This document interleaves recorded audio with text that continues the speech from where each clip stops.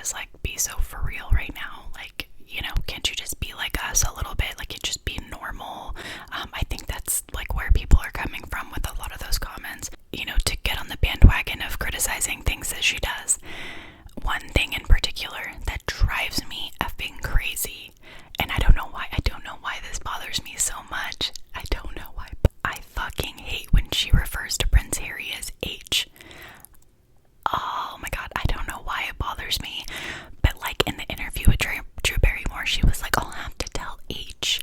You know, when I met H, and like that's one of those things. It's like my name is Chelsea. I feel like my name is one of those names that's just easier to say the full name than to try to make up a nickname or say some shit like C.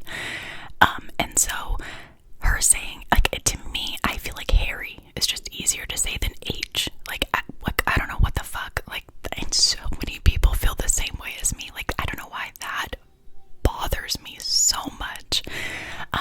That's just petty, but I'm just being real with you, honestly. It's a lot to put yourself out there on a small scale level, but to be that popular and famous the way that she is, and all the scandals and everything that happened, that's a whole nother level. And so I feel like people need to try to give her a little bit more grace there, that it's really not easy being in that position, and no matter what, there are going to be people that are just disappointed and cannot stand her. That's the reality of it. And I also think that the way that a lot of people talk about her, they act like they know for sure what they are saying about her. Like, somehow, just because they say that she's narcissistic, all these things, that somehow that's the truth, and they know because of all their social media research that they've done analyzing her content, which maybe they are. Maybe Meghan Markle is not, you know, a nice person, maybe all this stuff, but you cannot say for sure unless you know her, unless you've dealt with her.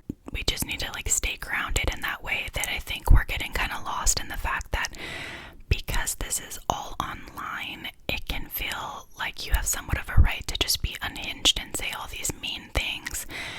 And I don't know if it's because I'm a mom and, like, I'm thinking about it like this, but when I see videos of people talking so badly about her, there's like a part of me that feels bad.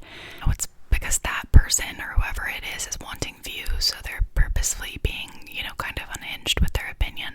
And I think that we can all agree that social media and everything has sort of evolved into something where people are just craving the raw, the real, the messy you. And I think that's where she's missing the mark. She's just still kind of like on that old school mentality of like, be perfect, present perfect. When in reality, I think what a lot of people are craving with her is to like really know, like, are you relatable on any type of level? Meghan Markle were to ask me for like a PR suggestion, I would say like one potential way she could help remedy her image and her career after this, because it's taken a massive hit. I would say that she should do a podcast with like Call Her Daddy with Alex Cooper, and or whatever, just any podcast where you can just be yourself, like say a cuss word. People are craving authenticity, and that's the main thing. That's her main criticism, is like, you appear inauthentic. And so I think that it would be helpful for her image and for her brand to go on a podcast like Call Her Daddy, where she could be a little bit messy, she could be a little unfiltered, actually show that there's parts of her that are